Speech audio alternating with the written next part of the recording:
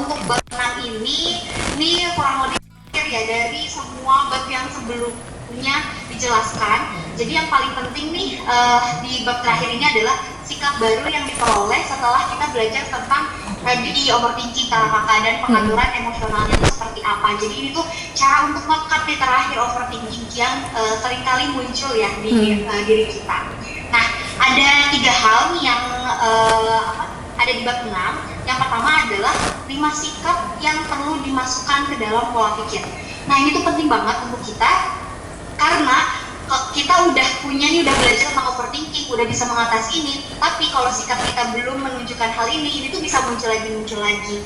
Jadi perbedaan orang yang kewalahan sama overthinking sama orang yang sebenarnya ketika menghadapi masalah ini bisa menghadapi tantangan dan ketegangan kita adalah sikapnya. Nah, 5 sikap ini yang penting banget nih untuk bisa kita miliki, bahkan kalau bisa ke semuanya gitu. Yang pertama adalah fokus pada apa yang dikendalikan. Apa yang bisa kita kendalikan, bukan yang tidak bisa. Karena seringkali kita fokus sama sesuatu yang nggak bisa kita kendalikan. Nah, di sini ada gambar mobil nih, contohnya ketika kita misalkan tabrakan nih ya, di jalan ketemu orang tabrakan. Nah, ketika nabrak saya ada yang nyenggol nyerempet itu, yang seringkali kita salahkan adalah orang lain. Ya nggak kakak-kakak. Jadi orang lain yang oh ini yang salah nih gitu, kita udah benar gitu.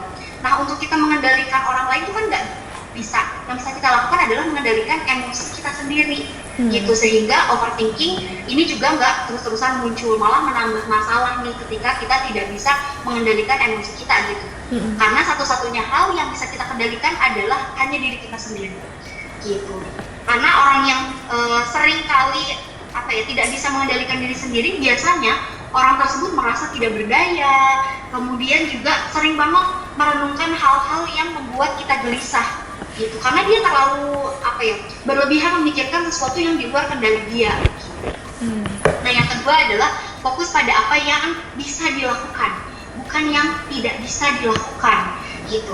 Nah, overthinking ini biasanya orang-orang yang takut untuk bertindak, terus juga sering banget merasa tidak berdaya, sehingga dia ini akan tutup mata dari segala solusi.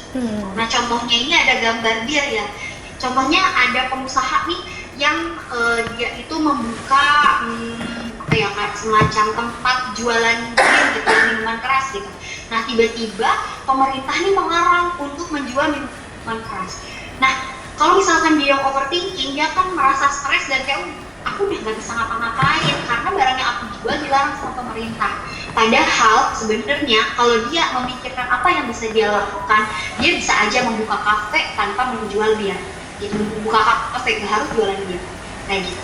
Kemudian yang ketiga, fokus pada apa yang dimiliki, bukan yang tidak dimiliki. Nah, ini sering kali muncul nih di antara kita, membayangkan apa yang tidak bisa kita miliki.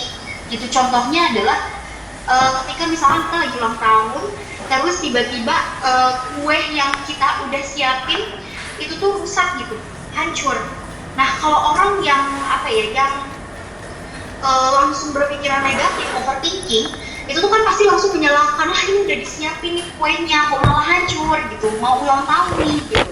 Padahal sebenarnya kalau dia bisa memikirkan apa yang dia miliki, dia bisa aja mengumpulkan berbagai makanan atau properti dekorasi yang dia miliki. Terus dia bikin lomba ke peserta-peserta atau ke teman-temannya yang datang di ulang tahunnya itu, lomba bikin kue ulang tahun gitu. Jadi tetap ada kue ulang tahun dan teman-temannya juga happy bisa dapat hadiah nih dari lomba bikin kue ulang tahun ini gitu.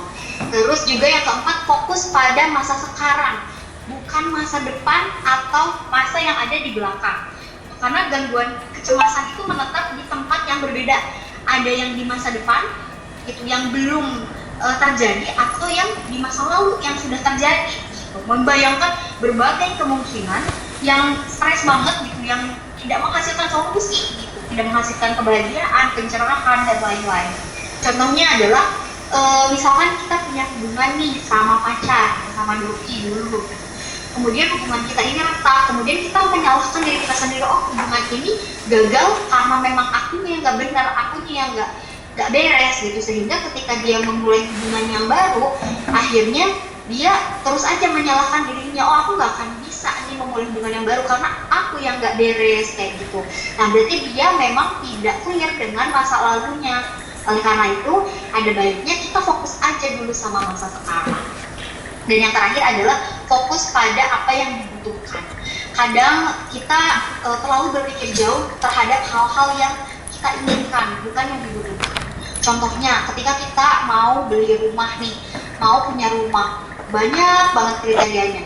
Pengen yang kamar mandinya begini, kamarnya begini, ruang tamunya begini, luasnya begini, kemudian terletak di tempat ini, dan ketika salah satu dari semua kriteria yang kita inginkan itu tidak bisa terpenuhi, itu bisa bikin stres. Makanya yang bisa kita lakukan adalah meminimalisir, berlatih tentang minimalisme mental. Jadi pangkas beberapa hal, gak harus semuanya kita penuhi gitu, sesuai dengan apa yang kita inginkan. Tapi lihat lagi, apa sih sebenarnya yang kita butuhkan gitu. Kemudian yang terakhir adalah yang selanjutnya terkait dengan tindakan berlawanan. Nah, tindakan berlawanan ini tuh maksudnya pengaturan emosi diawali dengan penerimaan. Jadi rasakan dulu nih ketika wah kayaknya ini si overthinking mulai muncul nih gitu. Nah rasakan emosi apa sih sebenarnya yang muncul. Nah ketika sudah muncul nih si emosi ini, coba amati emosinya. Seperti apa sih yang muncul? Kemudian setelah diamati, identifikasi emosi yang berlawanan.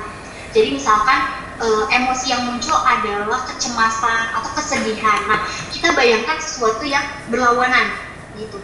Identifikasi sesuatu yang berlawanan dari hal itu. Kemudian berkomitmen penuh untuk menjaga emosional berlawanan. Jadi reminder diri sendiri, mungkin berkaitan sama bab yang sebelumnya dibahas gitu.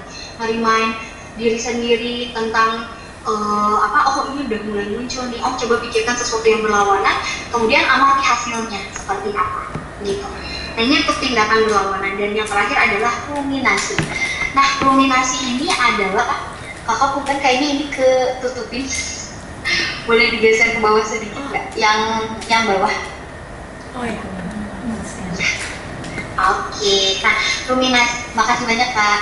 Nah untuk yang ruminasi ini tuh berasal dari bahasa Latin yang artinya ini mengunyah gitu. Kalau misalkan kita mengunyah, sapi mengunyah makanan terus-menerus itu kan bagus, tapi ternyata tidak bagus nih untuk manusia.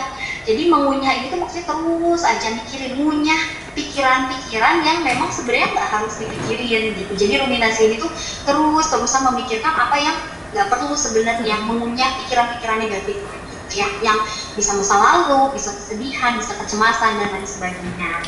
Nah jadi untuk mengatasi ruminasi ini yang bisa kita lakukan adalah pertama, identifikasi pemicunya apa.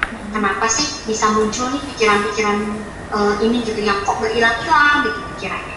Kemudian yang kedua adalah pahami bentuk ruminasinya. Ruminasi seperti apa sih yang muncul? Apakah penyesalan, atau kebencian, atau juga bisa putus asa gitu. Dan kalau kita udah tahu nih, oh ini ruminasi yang muncul, selanjutnya adalah pahami bahwa kita ini butuh kesadaran dan jarak. Maksudnya adalah kita ini perlu waktu nih untuk melihat kembali ini penyesalan, kesedihan ini tuh apa sih, dan kita bisa melabeli itu. Jadi bisa membuat pelabelan, oh ketika misalnya rasa sedih ini muncul, misalkan kita kasih nama si Sandy misalkan, yang sedih-sedih gitu kan. Nah ketika misalnya si Sandy ini muncul, kita langsung berpikir, oh si Sandy ini yang muncul. Nah kita bisa memikirkan lagi hal yang lain gitu. Ketika kita udah ngerti si Sandy ini muncul, otomatis kita bisa berpikir hal yang lain yang kayak gitu. Atau bisa juga nih cara lain untuk mengatasi ruminasi ini adalah bertanya sama diri sendiri, apa sih yang udah dilakukan untuk memecahkan masalah atau ruminasi. Jadi ketika misalkan ada suatu pikiran muncul, langsung kita bertanya sama diri sendiri, tunggu, apakah ini sesuatu pikiran ini apakah bisa aku selesaikan, apakah dilakukan pemikiran-pemikiran ini apakah aku lakukan untuk memecahkan masalah, atau sebenarnya si ruminasi ini yang muncul. Nah kalau misalkan si ruminasi ini yang muncul, nah kita bisa tuh membuat tadi mengidentifikasi, membuat pelabelan dan menghilangkan pikiran-pikiran itu. Tapi kalau ternyata si pikiran-pikiran yang muncul, oh ini memang bisa nih buat menyelesaikan permasalahan, nah itu bisa kita kita lanjutkan, tapi dilanjutkan ke pertanyaan bagaimana cara menyelesaikan permasalahannya. Karena kadang-kala kita berpikir, oh ini pemecahan masalah, padahal sebenarnya yang muncul adalah si ruminasi. Mungkin itu aja untuk di bab 6 Kak, gitu. Kalau ada kurangnya mohon maaf.